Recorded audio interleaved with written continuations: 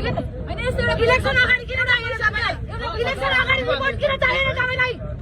हामीलाई भोट हाल्न पाउनु पर्दैन थियो यी आमाको छोरा मरे भोट हाल्न पाउनु पर्दैन थियो आँखामा पट्टी बाँधेर इलेक्सन अगाडि रिपोर्ट मागौँ इलेक्सन अगाडि छानबिन समितिको रिपोर्ट मागौँ भोलिको दिनमा रगत लागेको मान्छे सदनमा नपुर्याम गलत मान्छे हामीलाई मागेर छ हाम्रो सिंहदरबारको वाउ छैन हामीलाई राजनीतिक आचरण बदलिन आएको सर्वप्रथम त्यसको लागि मानवीय आचरण बदलिनु पर्छ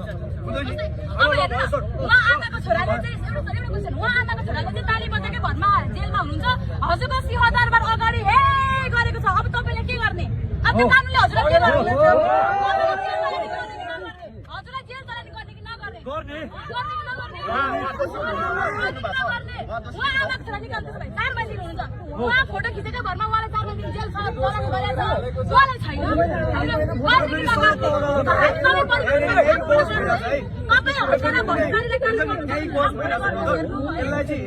सकेनन्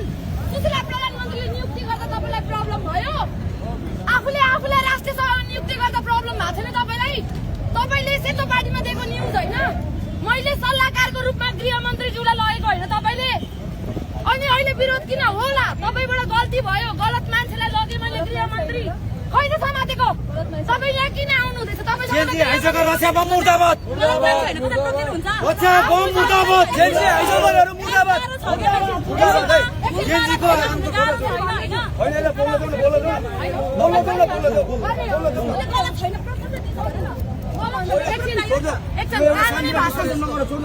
भाषामा म तपाईँलाई के भन्छु तपाईँसँग नम्बर छ तपाईँसँग नेपाली समाजलाई व्यक्तिगत रूपमा गृहमन्त्रीको नम्बर छ होइन उहाँसँग व्यक्तिगत रूपमा भेट्न जानलाई टाइम छ होइन उहाँसँग प्रधानमन्त्रीलाई अस्ति भर्खर आफै एक्लै भेटेर आउनु भएको होइन उहाँ प्रधानमन्त्रीलाई एक्लै भेटेर आउनुभयो गृहमन्त्रीको पर्सनल नम्बर छ 2 बजे रातिको फोन गर्दा उठाउँछ उसको फोन अहिले बाटोमा नाटक पार्नु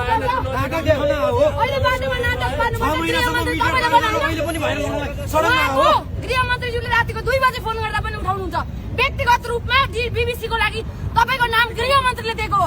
जेनजीको लिडर को भन्दा रक्षा बम यो हो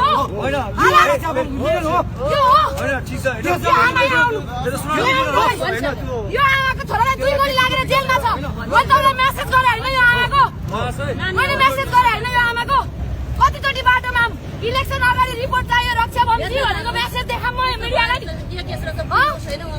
तपाईँ प्रधानमन्त्री भन्दा ठुलो रिप्लाई गर्दा कसैको रिप्लाई नदिने फोन गर्दा नउठाउने यहाँ आन्दोलन घोषणा गरेर जनकपुर जाने तपाईँ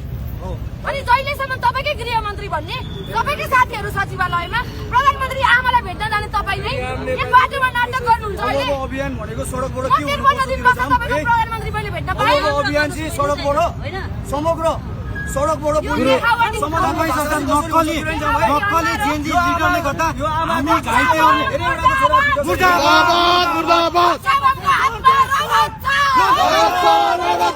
हाम्रो बच्चा रक्षा बमले मारेको हो गृहमन्त्री आफूले ल्याएर नाटक पार्न बाटोमा आएको हो गृहमन्त्रीको फोन नम्बर आफूसँग राख्ने सोकिए आफूले सल्लाहकारको रूपमा लाने तपाईले घाइतेलाई आउन थालिरहेको को हो रे घाइतेलाई को हो रे जेलमा किन छ घाइतेलाई को हुने यो चाहिँ को हो जेनजीको रगतमा राजनीति गर्न पाइँदैन है देश बेच्न पाइँदैन बच्चा मार्न पाइँदैन जेनजीको झोले मुर्दाबाद झोलेहरू मुर्दाबाद केही 24 गते अमेरिकन होइन के मिलाएर छोरे हो तर यस्ता हाइजे गर्दा याद गर विजय अधिकारी हो देश हिसाबले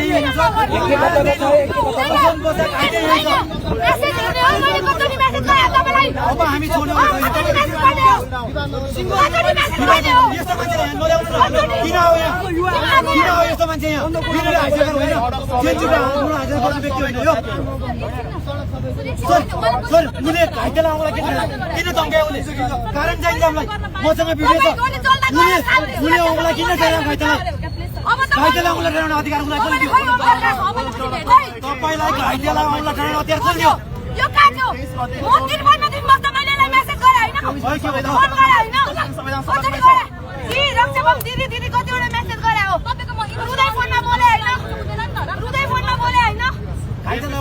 को हो भने घाइतेलाई तपाईको फोन उठाउँदैन नम्बर कसले अहिले जेनजी लिडरले भन्छ घाइतेलाई को हो रहेछ अहिले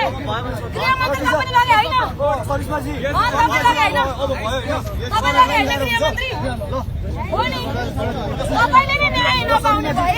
तपाईले लगेको गृहमन्त्री तपाईले न्याय नपाउने भए कसलाई दिने अनुहार देखाउन आउनु रमाइलो छ अहिले हैन यस्तो एउटा इलेक्सन अगाडि किन चाहिएन तपाईलाई इलेक्सन अगाडि रिपोर्ट किन चाहिएन तपाईलाई मलाई मेरो हामीले भोट हाल्न पाउनु पर्दैन थियो यी आमाको छोरा मरे भोट हाल्न पाउनु पर्दैन थियो आँखामा पट्टी बाँधेर इलेक्सन अगाडि रिपोर्ट मागौँ इलेक्सन अगाडि छानबिन समितिको रिपोर्ट मागौँ भोलिको दिनमा रगत लागेको मान्छेलाई सदनमा नपुर्याम गलत मान्छे हामीलाई माया छ हाम्रो सिंहदरबारको वाउ छैन हामीलाई राजनीतिक आचरण बदलिन आएको हो सर्वप्रथम त्यसको लागि मानवीय आचरण बदलिनु पर्छ अब हेर्नु न उहाँ आमाको छोराले चाहिँ एउटा क्वेसन उहाँ आमाको छोराले चाहिँ ताली बजाएकै भरमा जेलमा हुनुहुन्छ हजुरको सिंहदरबार अगाडि हे गरेको छ अब तपाईँले के गर्ने अब त्यो कानुनले हजुरलाई के गर्ने हजुरलाई जेल चलानी गर्ने कि नगर्ने गर्ने उहाँ आमाको छोरा निकाल्नुहोस् भाइ 4 मान्छे हुनुहुन्छ उहाँ फोटो खिचेको भरमा उहाँलाई 4 मान्छे जेल चलानी गरेछ मलाई छैन तपाईले हाल्नु भएन फोटो फोटो हाल्नु भएन फोटो हाल्नु भएन तपाईँ हटेर भोटदारीलाई कानुन गर्नु चाहनुहुन्छ आफूबाट गर्नु हेर्नु है यसकारण म त्यही भन्छु स्वास्थ्य कन्जर्भेसन धेरै आशा थियो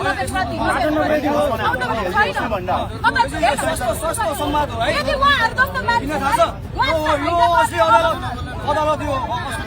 उहाँहरू जस्ता सानोतिनो मिस्टेक गरेर आज मैले गल्ती गरेको छैन भनेर अवसरमा पछाडि गएर व्यक्ति पनि चित्तमा खस्ने हो भने उहाँहरू जस्तो मान्छेलाई उहाँहरू जस्तो मान्छेलाई 2324 मा जेनजी भ्रष्ट भएर चाहिँ सदनमा पुर्याउने मान्छेहरूलाई चाहिँ हामीले छुट दिने के नेताहरूलाई छुट दिन त तपाईँ हामी गल्ती गर्ने अनि गलतीहरूलाई देख्ने यो भएन है भएन हामी त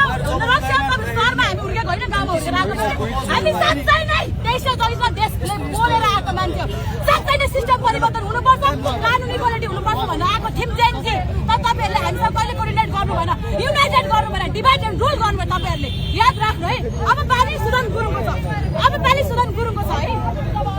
तिमीहरूको हातमा पुलिस प्रशासन होला गिरा होला तर त्यो दिन धेरै टिक्दैन स्पष्ट रहोस् सत्ता सधैँ एउटाको हातमा टिक्दैन कुनै दिन हाम्रो पनि होला याद गर्नु